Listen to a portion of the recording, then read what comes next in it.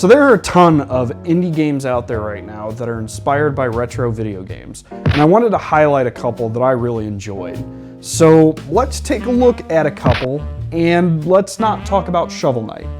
Shovel Knight's awesome, but it got a physical release, and I don't think any of these games did. And honestly, Shovel Knight's awesome, it's huge, and I've already done a big major video on it, so we'll skip it. So let's take a look at a couple others. Axiom Verge is a Metroid-inspired game that gives you a ton of weapons to shoot and enemies to kill them with, in addition to a bunch of really cool areas to explore. The game was fully created by one dude, and his love and attention to detail shines through. For a game based in pixel art, it's incredibly atmospheric, with some really awesome techno tunes that go with the gameplay exceptionally well. This is a game I recommend playing with a good set of headphones in a dark room for full immersion. Check it out on Steam, PS4, PS Vita, Xboner, and Wii U.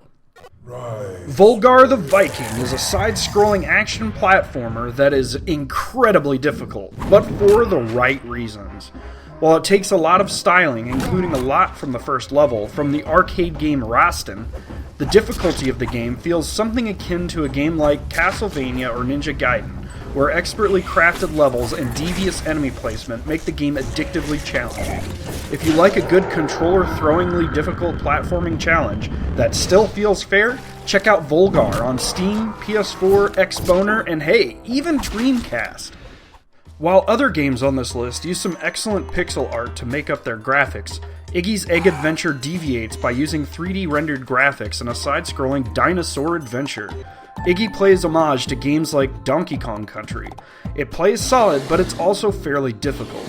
It's not as hard as some of the other games on this list, but it's still got a decent challenge to it.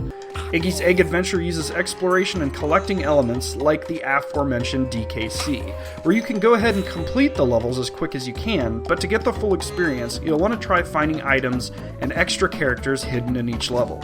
Check out Iggy's Egg Adventure on Steam. I can't not include this, mainly because I love it so much.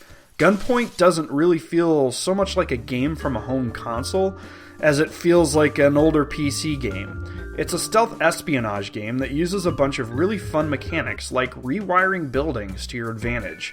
Worried about that camera setting off an alarm? Why not wire it to the front door instead to give you an easy access into the building? A certain security guard giving you trouble? Wire a trap door to a motion sensor and trigger it to drop him down to the floor below. Oh, and I can't forget to mention the special spring pants that give our hero the ability to jump and fall great distances. It's a blast. Find it on Steam.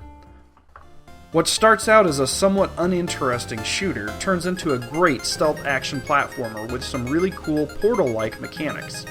Your character is stranded on a planet after getting shot down in space, and he's got to find new parts to get his ship back in the air. Along the way, you'll meet some interesting alien characters and uncover an interesting story.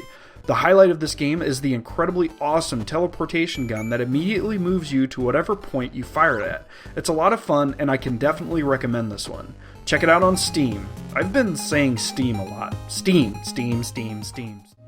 So those are the retro-inspired indie games that I wanted to talk about. If you guys have some that you'd like to share, throw them in the comments and we'll discuss it. I also just wanted to point out that I've still got a bunch more to play. A bunch more that are in my Steam library that I'm really looking forward to playing through sooner or later. So eventually we're going to do another video just like this, and I'm going to highlight some more. So stay tuned for that. Also, I've got another big video in the works, and that should be coming out sooner rather than later. I appreciate you guys watching. Later.